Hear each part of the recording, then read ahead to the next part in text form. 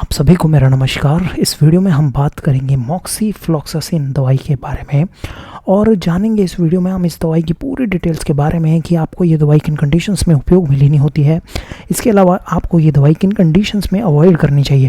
ये सभी जानकारी हम इस वीडियो में जानेंगे, इसलिए इस वीडियो को आप बिल्कुल आखिर तक देखना, क्योंकि किसी भी दवाई के बारे में जानकारी पूरी ज़रूरी होती है। अधूरी जानकारी हानिकारक हो सकती है।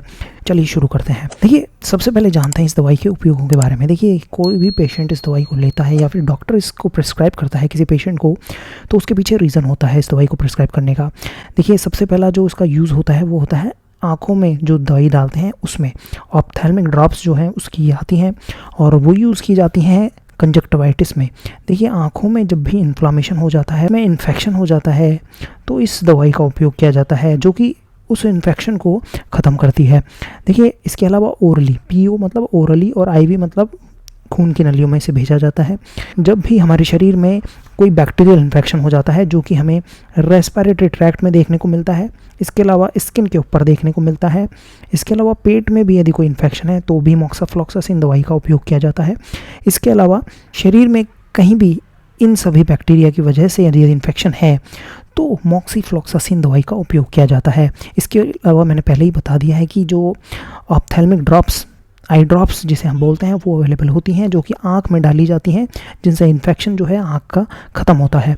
देखिए, बात करें इसकी क्लास की तो ये फ्लोरोक्विनोलोन्स दवाई होती है जो कि बैक्टीरिया के अगेंस्ट काम करती है। और बात करें इसके मैकेनिज्म ऑफ एक्शन की, ये किस तरीके से काम करती है, ये जानना बहुत ज़रूरी है कि ये दवाई किस तरीके से काम करती है। देखिए, ये जो बैक्टीरियल डीएनए को नुकसान पहुंचाती है उसके सिंथेसिस को ये दवाई रोकती है। इस तरीके से क्या होता है, हमारे शरीर में इस बैक्टीरिया की, कोई भी बैक्टीरिया की ग्रोथ जो है वो रुक जाती है मॉक्सीफ्लॉक्सासिन दवाई की वजह से। देखिए, इस दवाई को लेने के बाद में यदि पहले किसी को एलर्जी है तो वापस इस दवाई का उपयोग नहीं करना होता।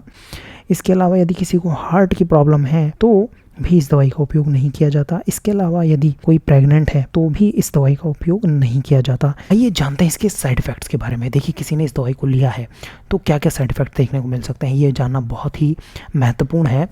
देखिए, सीजर्स देखने को मिल सकते हैं, एजिटेशन देखने को मिल सकता है, एंजाइटी देखने को मिल सकती है, चक्कर आ सकते हैं। देखिए, ये जो साइड इफ़ेक्ट्स हैं वो यदि कोई ओरली इस दवाई को ले रहा है या फिर आईवी इस दवाई का उपयोग किया जाता है तब ये साइड इफ़ेक्ट्स देखने को मिलते हैं, ना कि आई ड्रॉप्स के केस में। आई ड्रॉप्स के केस में ये सारे साइड इफ़ेक्ट्स देखने को नहीं मिलते हैं, सिर्फ और सिर्फ एलर्जी देखने को मिल सकती है। देखिए, और साइड इफ़ेक्ट्स की अगर बात करें तो इंसोम्निया, हार्ट से रिलेटेड जो साइड इफ़ेक्ट है वो देखने को मिल सकता है। पेट से रिलेटेड जो साइड इफ़ेक्ट्स हैं वो देखने को मिल सकते हैं, जैसे कि पेट में दर्द हो सकता है, नोज़िया, वॉमिटिंग, उल्टी का मन हो सकता है इस दवाई को लेने के बाद में। तो ये सारे साइड इफ़ेक्ट्स देखने को मिलते हैं और ज़्यादातर जो ओरली दवाई लेते हैं उसमें देखने को मिलते हैं। तो इसलिए इस दवा का उपयोग आप डॉक्टर की सलाह से ही करें। देखिए, डोज़ की अगर बात करें तो 400 mg ओरली और या फिर आईवी, इसकी जो डोज़ है वो सेम होती है। तो 400 mg पर डे के हिसाब से इसकी जो डोज़ है वो रहती है। इसके अलावा ऑप्थेल्मिक ड्रॉप्स, आई ड्रॉप्स की अगर बात करें तो 3 टाइम इसकी जो आई ड्रॉप्स हैं वो डाली जाती हैं 7 दिन तक इन्फेक्शन को ख़त्म करने के लिए। और ओरली और आईवी की अगर बात करें तो इन्फेक्शन ख़त्म करने के लिए 5 से 21 दिन तक इसकी जो डोज़ है वो दी जाती है। देखिए, अवेलेबिलिटी की बात करें मार्केट में तो 400 mg की टैबलेट्स अवेलेबल होती हैं, इंजेक्शन अवेलेबल होते हैं 400 mg के।